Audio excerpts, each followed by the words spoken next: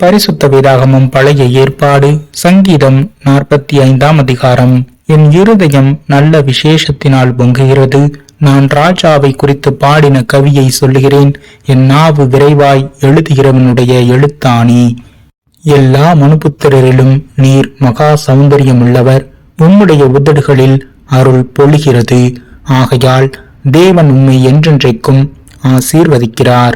சௌரியவானே, உமது மகிமையையும் உமது மகத்துவமாகிய உம்முடைய பட்டயத்தை நீர் உம்முடைய அறையிலே கட்டிக்கொண்டு சத்தியத்தின் நிமித்தமும் நீதியுடன் கூடிய சாந்தத்தின் நிமித்தமும் உமது மகத்துவத்திலே ஜெயமாக ஏறி வாரும்.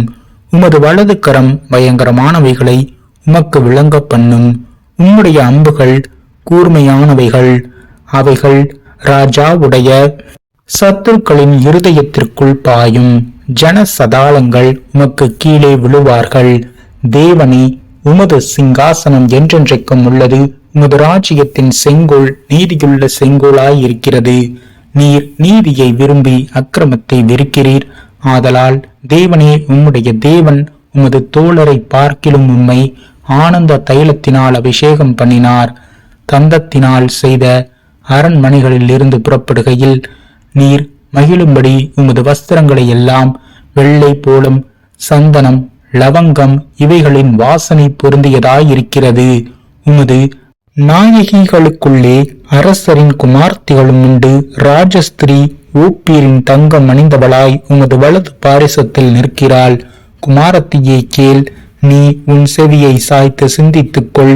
உன் ஜனத்தையும் உன் தகப்பன் வீட்டையும் மறந்துவிடு. அப்பொழுது ராஜா உன் அழகில் பிரியப்படுவார். அவர் உன் ஆண்டவர். ஆகையால் அவரை பணிந்து கொள். தீரு குமாரத்தி காணிக்கை கொண்டு வருவாள். ஜனங்களில் ஐஸ்வர்யவான்களும் உன் தயவை நாடி வணங்குவார்கள். ராஜகுமாரத்தி உள்ளாக பூரண மகிமையுள்ளவள்.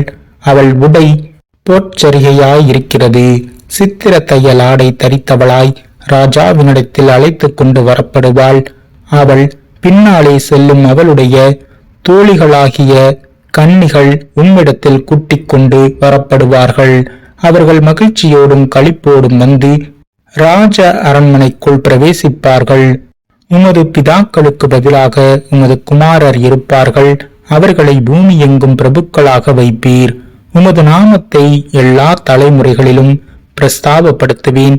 இது நிமித்தம் ஜனங்கள் உம்மை என்றென்றைக்கும் உள்ள சதா காலங்களிலும் துதிப்பார்கள்.